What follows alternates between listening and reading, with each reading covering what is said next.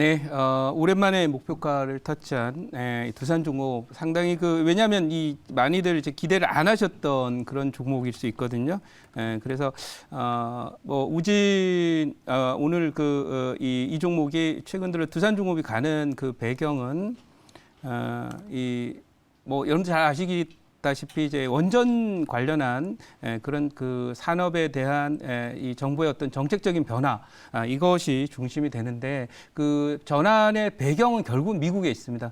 그래서 우리가 원자력과 관련돼서 결국 미국과 기술 또 산업 측면에서 동맹 관계를 사실은 만들었고요.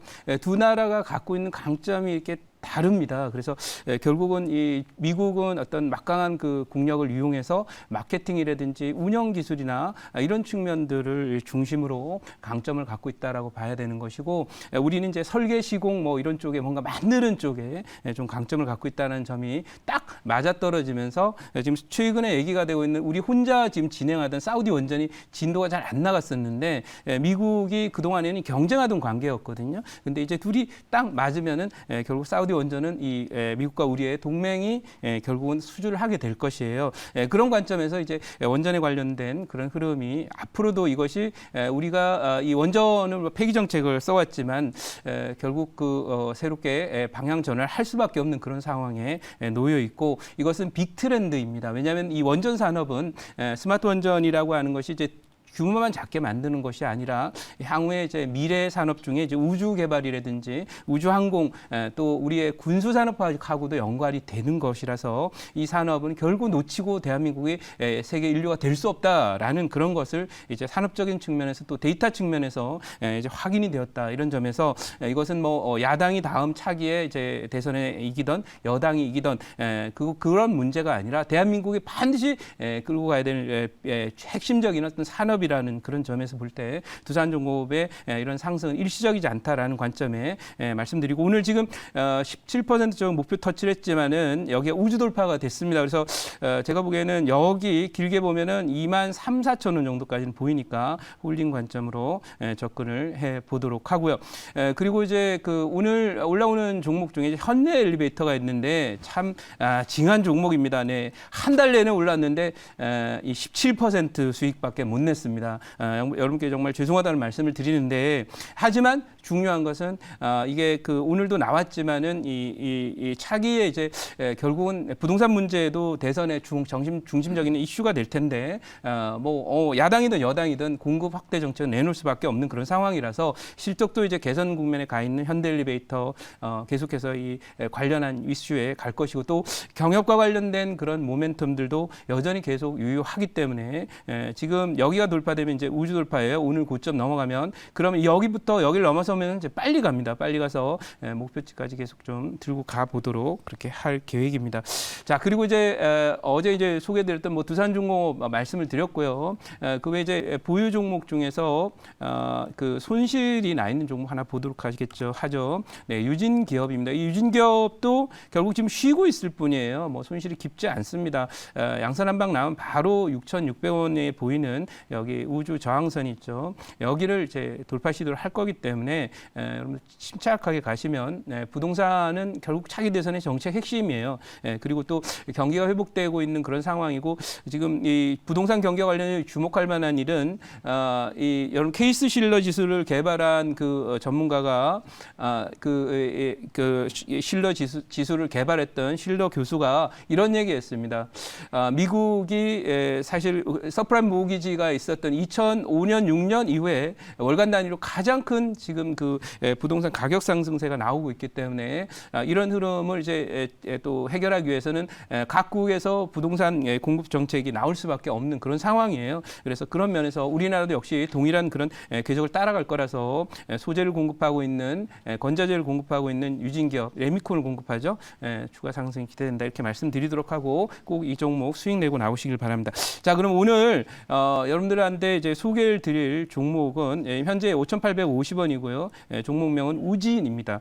자, 여기서 보통은 이제 여기가 제 우주 돌파 라인이라고 말씀드린 이 라인에 슬쩍 걸쳐 있죠. 넘어가면 아무튼 이렇게 갈 수밖에 없는 그런 상황인데요. 오늘 종목 하나를 보죠. 이쪽 종목 중에서 급등하는 종목이 또 나오고 있어서 한번 보면은요. 어제는 그 한정기술이라고 하는 종목이 급등을 했어요. 한정기술이라고 하는 종목이 이 높은 자리 있으면서도 어제 급등해서 한 16% 정도 상승을 했는데 오늘은 이 바톤을 이어받아서 일진파워라는 종목이 또 이렇게 급등을 하면서 쭉 올라가서 보십시오. 이만큼 올라갔다가 지금은 윗꼬리를 좀 달았지만은 여기 우주 돌파가 돼 있거든요. 그렇다면 우진이라는 종목도 곧 우주 돌파가 되지 않을까 싶고 9,000원 초반대 중반대까지는 좀 보이지 않나 이런 생각으로 이 종목 소개를 드린다 말씀드리고요. 이 종목은 주로 이제 그 원자력 쪽에서 보면 이제 제어하고 관측하고 그다음에 이제 이 센서나 이런 비즈니스를 갖고 있으면서 소위 제어 계측기를 계속 납품을 하고 계속해서 원자력 부분에 납품을 하고 있는 그런 회사이고요. 그동안에 이제 국내적으로 사실 원전이 좀 중단되는 그런 일들도 있고 폐쇄하고 그다음에 추가로 원전 건설을 안 하다 보니까 사실은 실적이 좀 부진한 그런 상태를 보였지만 앞으로 이제 원전 부분과 관련돼서 이게 대한민국을 책임질 중요한 미래 산업 중에 하나라는 인프라스트럭처적인 핵심 경쟁 요소라는 점에서 볼 때 앞으로 이제 원전은 다시 재개된다. 그리고 수출 쪽에서 미국과의 협력이 결국 앞으로 민주국가들 쪽에서 진행되는 원전 수주는 거의 뭐 우리나라가 미국과 함께 좀 쓸지 않을까 이런 기대를 합니다. 그래서 성장 산업이라는 점이고요. 그리고 마지막으로 이 종목 여기서 말씀드린 내용은 실적이라는 관점에서 볼 때 이 종목이 그 벨기에 이제 그 반도체 관련한 센서 회사를 인수했는데 이게 바로 작년 흑자 전환의 가장 커다란 이유가 됐습니다. 그래서 이 사업 포트폴리오가 안정되면서 앞으로 지금까지 이 우진은 그냥 테마주로 보였었는데 이제는 이 종목이 사업 모델이 안정화되면서 앞으로 중장기적으로 성장할 수 있는 그런 모멘텀을 확보했다는 점에서 긍정적이다. 더 이상 우진을 테마주로 보지 마라. 이렇게 말씀드리면서 제가 준비한 자료 보도록 하죠. 자, 오늘 소개해 드릴 종목은 우진입니다.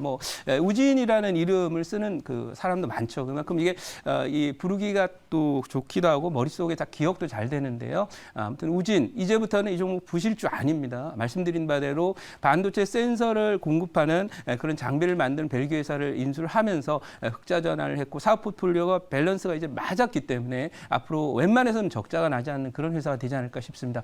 자, 그러면 이 종목과 관련한 원자력 관련해서 보면 이 정경련이 2050년까지 여러분들 다 보신 뉴스일 것 같은데 탄소 중립은 부담이 된다. 왜? 지금 상황에서는 원전의 뒷받침이 없으면 어렵다 이런 얘기입니다.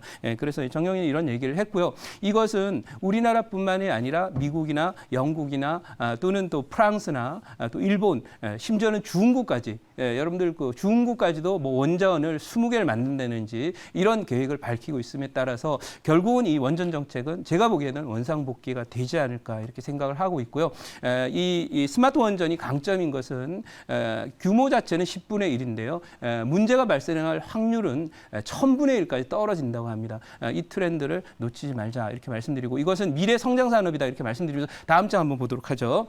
다음 장 한번 보면은요. 사우디부터 수주의 물가라고 하는 제목이 나와 있죠. 그래서 한미 원전 협력의 첫 번째 케이스가 사우디가 되겠죠. 그래서 화색이 도는 두산중공업 이렇게 나와 있지만 두산중공업은 뭐 제 포트에 있기 때문에 말씀드리기도 하지만은 이것은 이제 원전 시장에서 저거 민주국가 뭐 러시아라든지 중국을 제외한 민주국가에서 가장 강력한 연합, 기술연합이고 산업동맹이 미국과 한국이기 때문에 앞으로 이쪽은 제가 판단할 때는 상당한 어떤 마켓시어를 가지면서 뭐 싹쓸이까지는 아니더라도 거의 뭐 과점적으로 상당한 수준의 성과를 올릴 것이다. 이렇게 말씀을 드려보도록 하고 여러분들 그 중동에 가면 사우디를 포함해서 많은 국가들이 이 석유나 가스를 생산하니까 화력 발전을 하면 되면 굳이 원전을 하는 이유가 있습니다. 그것은 뭐냐면 앞으로 탄소 배출을 줄이기 위한 국가 정책이나 향후에 지구를 살리기 위한 그런 그 여러 가지 협력들이 결국 이쪽의 경우에도 진행할 수 있도록 있을 수밖에 없도록 한다라는 점. 이것은 빅 트렌드이기 때문에 여기에 맞춰서 갔으면 좋겠다라고 말씀드리도록 하고요. 제 자료로 가서 자 질문 받아보도록 하겠습니다. 네. 자, 요즘 이제 원전 종목들 많이 오르는데요. 네. 사실은 뭐가 먼저 어떻게 될지 잘 이해가 잘 안 됩니다. 뭐가 이해가 안 되냐면 탈원전을 한다고 그랬는데 네. 미국 가가지고 한미 연합 원전 연합을 해가지고 네. 원전을 수출하겠다 그 계획이 나왔는데 네. 이게 어떻게 된 일입니까? 그러니까 탈원전에서 지금 벗어난 것도 아니고 네. 탈원전 정책이 계속적으로 진행이 되고 네. 있는데 네. 밖에 나가가지고 네. 원전 협력하고 있고 이러고 있거든요. 네, 네, 네. 그러니까 어떤 겉으로만 보면 잘 이해 안 하는데 그 네. 속사정이 과연 어떻게 진행되고 있는지. 그렇죠. 예, 제가 그 얘기를 해드릴게요. 이 정책이라는 것은 기본적으로 이제 늘 오를 수는 없는 겁니다. 사람이 하다 보면 뭐 과거에 어느 정부도 모든 정책을 다 성공하진 않았습니다. 근데 이제 지금 왜 이걸 하는 건 뭐 말바꾸이다 이렇게 표현할 수도 있지만은 사람이 모든 사람이 그렇습니다. 뭐 어느 국가도 그렇고 완벽한 정책은 없습니다. 하다 보면은 어떤 트렌드적인 변화.